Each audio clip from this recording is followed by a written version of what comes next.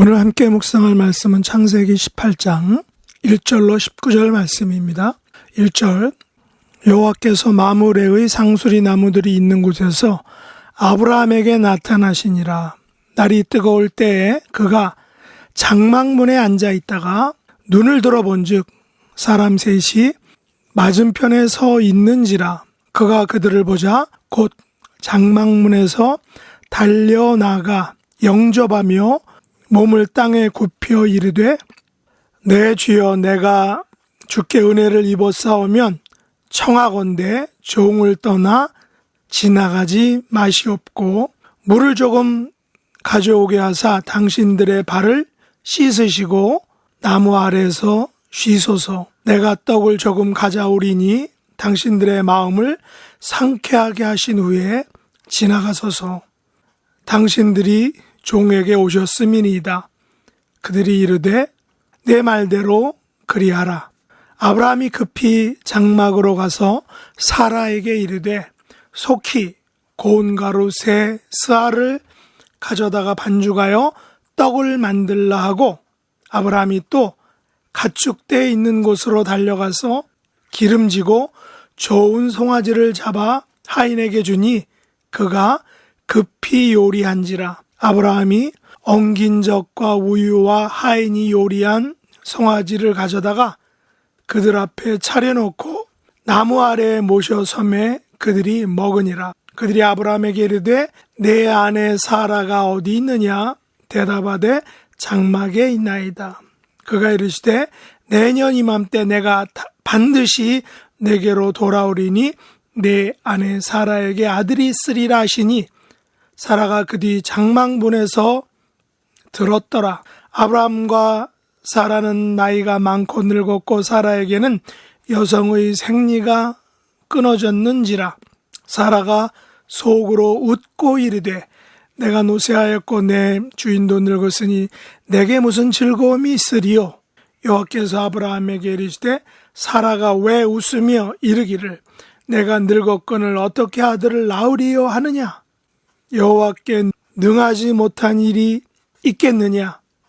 기한이 이를 때에 내가 내게로 돌아오리니 사라에게 아들이 있으리라. 사라가 두려워서 부인하여 이르되 내가 웃지 아니하였나이다. 이르시되 아니라 내가 웃었느니라. 그 사람들이 거기서 일어나서 소돔으로 향하고 아브라함은 그들을 전송하러 함께 나가니라. 여호와께서 이르시되 내가 하려는 것을 아브라함에게 숨기겠느냐? 아브라함은 강대한 나라가 되고 천하 만민은 그로 말미암아 복을 받게 될 것이 아니냐? 내가 그로 그 자식과 권속에게 명하여 여호와의 도를 지켜 의와 공도를 행하게 하려고 그를 택하였나니, 이는 나 여호와가 아브라함에게 대하여 말한 일을 이루려 함이니라. 아멘. 오늘 말씀의 제목은 여호와께 능하지 못한 일이 있겠느냐입니다. 창세기 18장에서 하나님께서 아브라함을 방문하시고 음식을 잡수신 후에 아들을 약속하시는 장면이 나옵니다. 자신이 아들을 낳을 것이라는 소식을 장막에서 듣게 된 사라는 속으로 웃지만 하나님께서는 여호와께 능하지 못한 일이 있겠느냐? 라고 하시며 사라를 꾸짖으셨습니다. 오늘 본문은 마치 신약에서 처녀였던 동정녀 마리아가 아기 예수님을 잉태한 사건이 가능했음을 반증하는 말씀인 것 같습니다. 100세의 아브라함과 90세의 사라가 아이를 낳은 것은 오늘날 과학적 사실로는 도저히 설명하기 어려운 것이 사실입니다. 그러나 사도행전 17장 25절 말씀처럼 만민에게 생명과 호흡과 만물을 친히 주시는 하나님께서는 마리아를 통해 예수님을 이 땅에 보내주셨듯이 이미 벌써 아주 오래전에 90세의 사라를 통해 이삭을 이 땅에 태어나게 하셨던 것입니다. 그런 의미에서 동정녀 마리아를 통한 예수님의 탄생은 사라를 통한 이삭의 탄생을 통해 미리 그 그림자를 보여주신 것이라고 우리가 볼 수 있습니다. 물론 이와 같은 기적은 우리의 일상에서 수시로 일어나지는 않는 특별한 기적이며 또한 섭리임을 우리는 알 수 있습니다. 오늘 본문에 대해 수많은 설교들은 부지 중에 천사를 대접한 아브라함이란 제목으로 설교를 했습니다. 그 근거로 히브리서 13장 2절에서 손님 대접하기를 잊지 말라 이로써 부지 중에 천사를 대접한 이들이 있었느니라 라는 말씀에 근거해서 그렇게 설교했습니다. 히브리서 저자가 꼭 아브라함의 예를 언급하기 위해서였는지는 정확히 알 수 없지만 독특하게도 오늘 본문에서 아브라함은 손님 대접의 진수를 아주 잘 보여주고 있습니다. 마태복음 25장 35절에 보면 일명 백보자 심판에서 예수님께서는 친히 부지 중에 사람들을 대접한 것이 바로 예수님을 대접한 것이라고 말씀하셨습니다. 내가 쥐를 때 너희가 먹을 것을 주었고 목마를 때 마시게 하였고 나그네 되었을 때 영접하였고 라고 이렇게 친히 말씀하셨죠. 다른 사람을 영접한 것이 곧 예수님을 영접한 것이라고 말씀하신 것입니다. 그렇다면 손님 대접의 전통은 성경에서는 물론 이방 세계에서도 아주 아름다운 미풍양속임을 우리는 역사 기록을 통해서 알 수 있습니다. 그리고 여기서 손님의 개념은 잘 아는 지인이라기보다는 개인적으로 잘 모르는 사람, 낯선 사람일 경우가 많다는 것입니다. 그렇다면 오늘 본문에서 아브라함이 세 사람에게 보여준 손님 대접 매뉴얼은 과히 FM이라고 할 수 있습니다. 손님 대접의 정수라고 할 수 있습니다. 아브라함은 마무리 상수리들이 있는 곳 장막문에 앉아 있습니다. 그날은 일기가 몹시 뜨거웠습니다. 아브라함의 눈에는 세 사람의 모습이 들어왔습니다. 그는 그들을 보자마자 곧 달려가서 영접하고 몸을 땅에 굽혔다고 합니다. 그리고 이렇게 말합니다. 내 주여 내가 주께 은혜를 입었사오면 원하건대 종을 떠나 지나가지 마시옵고 물을 조금 가져오게 하사 당신들의 발을 씻으시고 나무 아래서 쉬소서. 내가 떡을 조금 가져오리니 당신들의 마음을 상쾌하게 하신 후에 지나가소서. 당신들이 종에게 오셨음이니이다. 창세기 기자는 1절에서 분명히 여호와께서 아브라함에게 나타나셨다라고 이렇게 말합니다. 그리고 아브라함은 3절 이하에서 내 주여 내가 주께 은혜를 입었사오면이라고 말하면서 극진한 손님 대접 모드로 전환합니다. 분명히 세 사람이 그냥 세 사람의 인간으로 본 것이 아니라는 것입니다.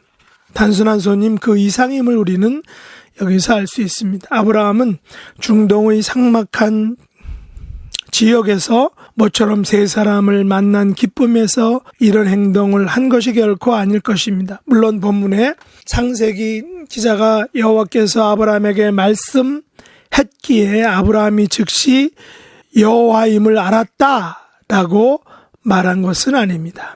하지만 분명한 것은 세 사람 중에 여호와의 톤으로 여호와께서 직접 말씀하시는 분이 계셨다는 것입니다. 창세기 17장에서 아브라함은 하나님과 함께 할례 언약을 맺었습니다. 그때 하나님께서는 분명하게 이삭이란 아들을 주시겠다라고 이삭이라는 이름까지 찍어주시면서 약속하셨습니다. 아브라함은 하나님과의 언약을 맺고 얼마 지나지 않아서 세 사람을 만난 것입니다. 어쩌면 창세기 17장에서 모든 사람들이 할례를 받았기에 아브라함조차도 심하게 거동하지 못하고 장막문에 앉아서 상처가 아물기를 기다렸는지도 모릅니다. 성경학자들은 이 같은 아브라함의 손님 대접 스타일은 후한 대접, hospitality라고 말하며 매우 아름답게 표현하고 있습니다. 몇 가지 살펴보면 그가 얼마나 이 세 사람을 환대했는지를 너무나도 잘 알 수 있습니다. 아브라함은 세 사람을 보자 곧 달려나가서 영접했습니다. 몸을 땅에 굽혔습니다. 물을 가져와 발을 씻겨 주었습니다. 떡을 가져오겠다고 말합니다. 그리고 급히 장막으로 가서 사라에게 부탁합니다. 속히 떡을 만들어 주시오. 그리고 가축대 있는 곳으로 달려갑니다. 하인에게 주고 하인은 급히 요리를 했다는 것입니다. 하인이 급히 요리한 이유가 무엇입니까? 주인이 급히 요구했기 때문입니다. 이상에도 보듯이 아브라함은 곧 급히 속히 달렸다라는 것입니다. 물론 너무 서두르면 대접에 소홀할 수도 있고 실수할 수도 있죠. 음식이 설리거나 물과 요리를 빨리 나르다가 엎을 수도 있습니다. 그러나 이러한 동작들은 아브라함의 마음, 그의 손님 대접의 마음을 그대로 담아내고 있다는 것입니다. 그렇다면 오늘날 우리는 잘 아는 사람이 아닌 손님을 대접하는 것에 얼마나 익숙하느냐라는 것입니다. 다른 사람에 대해서 얼마나 환대하고 후한 대접을 하고 있느냐라는 말입니다. 저는 얼마 전 LA에 가는 길에 10번 프리웨이에서 웨스턴 로컬길로 나가다가 노숙자 한 분이 정차하고 있는 내게 다가와서 무엇인가를 구하기에 얼마를 주었습니다. 그랬더니 Do you have something drink? 라고 이렇게 묻는 것이었습니다. 간만에 낯선 사람에게 환대하려고 창문을 열었는데 저도 마스크를 안 쓰고 그 사람도 마스크를 안 쓰고 짧은 대화를 나누었습니다. 물론 저는 그에게 줄 물이 없어서 노라고 간단히 답했지만 그와 헤어지고 가는 길에 둘 다 마스크를 안 쓰고 대화한 것이 생각이 났습니다. 그래서 환대를 보여준 것에 대해 약간 후회를 했습니다. 정확하게 말하면 마스크를 서로 쓰지 않고 대화한 것을 후회했습니다. 이처럼 다른 사람에게 환대를 보여준다는 것은 결코 쉬운 일이 아닙니다. 그렇다면 아브라함이 보여준 이 같은 성대한 환대는 오늘날 그리스도인들에게 좋은 귀감이 될 것입니다. 그래서 목사님들의 설교에 부지 중에 손님을 환대한 아브라함이 복을 받았다라고 설교하는 것입니다. 그런 의미에서 친구들이나 선후배 목사님들 중에 환대를 잘하는 분들을 보면 매우 존경스럽고 또한 그런 마음이 절로 납니다. 왜냐하면 저는 마음뿐이지 환대를 그리 썩 잘하지 못했다는 것을 알고 있기 때문입니다. 오늘날 아브라함의 환대에서 가장 중요한 포인트는 무엇입니까? 바로 내년 이맘때 사라에게 아들이 있으리라는 사실입니다. 이 소리를 들은 사라는 장막문에서 속으로 웃으며 이렇게 생각했습니다. 내가 노쇠하였고 내 주인도 늙었으니 내게 무슨 즐거움이 있으리요. 우리는 여기서 사라는 평생 즐거움을 갖지 못했음을 알게 됩니다. 물론 아브라함과의 첫 만남과 또 아브라함과의 데이트 그리고 결혼 등 둘 사이에 많은 즐거움이 있었을 것입니다. 그러나 여인으로서 가지는 즐거움, 어머니로서 가지는 그 즐거움을 갖지 못한 사라는 자신을 가리켜 내게 무슨 즐거움이 있으리요? 라는 한마디로 그녀의 한 많은 생애를 표현했던 것입니다. 그러나 이런 생각을 한 것에 대해서 하나님께 딱 걸렸습니다. 하나님께서는 아브라함에게 이렇게 말씀하십니다. 사라가 왜 웃으며 말하기를 내가 늙었거늘 어떻게 아들을 낳으리요 하느냐? 여호와께 능하지 못한 일이 있겠느냐? 기한이 이를 때 내가 내게로 돌아오리니 사라에게 아들이 있으리라. 아브라함은 하나님으로부터 한 방 크게 먹은 것입니다.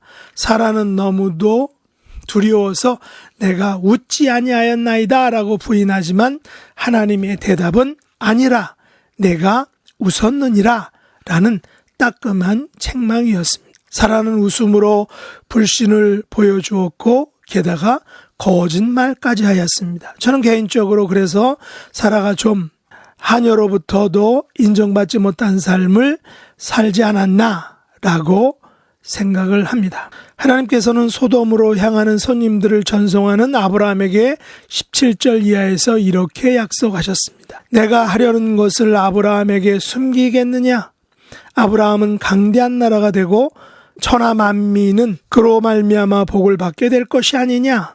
내가 그로 그 자식과 권속에게 명하여 여호와의 도를 지켜 의와 공도를 행하게 하려고 그를 택하였나니 이는 나 여호와가 아브라함에게 대하여 말한 일을 이루려 함이니라. 하나님께서는 사라의 웃음과 거짓말을 참으시고 아브라함을 강대한 나라가 되게 하셨습니다. 천하 만민이 그로 말미암아 복을 받게 하셨습니다. 아브라함과 그 자손과 자식과 권속에게 명하여 여호와의 도를 지켜 의와 공도를 행하게 하려고 아브라함을 택하였다라고 말씀하셨습니다. 아브라함을 택한 이유는 여호와께서 아브라함에게 한 일, 아브라함과의 그 언약을 이루려고 아브라함을 택하셨다는 것입니다. 비록 사라는 자신의 입으로 내게 무슨 즐거움이 있으리요 란 슬픈 생애를 표현했지만, 그래서 하나님의 약속에 대해 웃음으로 불신하고 자신은 웃지 않았다라는 거짓말까지 했지만, 하나님께서는 이처럼 자신의 약속하신 것을 분명하게 그리고 철저하게 이루어 가시는 하나님이셨다라는 것입니다. 그 약속이 크던 작던 하나님께서는 우리와 약속하신 것을 분명하게 철저하게 이루어 가실 것입니다. 왜냐하면 여호와께 능치 못한 일이 없으시기 때문입니다. 우리의 일은 그 하나님을 믿고 그 하나님을 신뢰하고 그 하나님께 순종하고 그 하나님만을 따라가는 것입니다. 비록 그 약속이 아브라함의 경우처럼 24년이란 오랜 시간이 걸릴지라도 하나님께서 약속하신 그 약속은 반드시 이루어진다는 것을 믿는 저와 여러분 될 수 있기를 예수님 이름으로 축복합니다. 기도하겠습니다. 하나님 아버지, 저희들도 아브라함처럼 하나님을 환대하며 이웃을 환대하고 특별히 믿지 않는 사람들을 환대함으로 그들을 하나님의 사랑으로 예수 그리스도의 사랑 안으로 인도하게 하여 주시옵소서. 힘든 세상에서 살아가지만 여호와께 능하지 못한 일이 없다는 그 믿음, 그 확실한 진리 위에 굳게 서서 승리하는 하나님의 복된 자녀들 될 수 있도록 축복하여 주시옵소서. 예수님의 이름으로 간절히 기도드렸나이다. 아멘. 하늘에 계신 우리 아버지여, 이름이 거룩히 여김을 받으시오며 나라에 임하옵시며 뜻이 하늘에서 이룬 것 같이 땅에서도 이루어지이다. 오늘날 우리에게 일용할 양식을 주옵시고 우리가 우리에게 죄 지은 자를 사하여 준 것 같이 우리 죄를 사하여 주옵시고 우리를 시험에 들게 하지 마옵시고 다만 악에서 구하옵소서. 대개 나라와 권세와 영광이 아버지께 영원히 싸움나이다. 아멘.